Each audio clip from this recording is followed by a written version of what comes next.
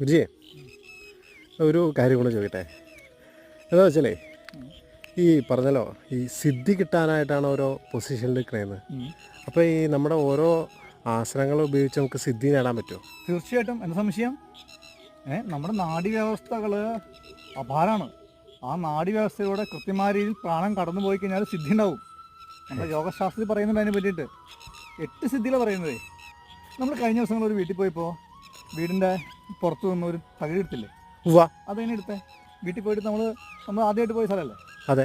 ആ സ്ഥലത്ത് നിന്ന് നമ്മൾ ആ തകിടും ഇതെടുത്ത് എങ്ങനെ എടുത്ത്? അതിന് അറിയുന്ന പേരാണ് ദീർഘദൃഷ്ടി ഉണ്ടാകുക എന്നുള്ളത്. അത് യോഗയിലുള്ള ക്രിയയാണ്. ത്രാടക എന്ന് പറയും. ഇന്ന് എല്ലാവരും ത്രാടക ചെയ്യുന്ന ഒരു ക്രിയ ആയിട്ടാണ്. കണ്ണിന് ബലം ഉണ്ടാക്കാൻ വേണ്ടി ചെയ്യും. എന്നാൽ യോഗാചാര്യന്മാർക്കാണെങ്കിൽ 40 ദിവസം കണ്ണിന് കാഴ്ചയും പോകും.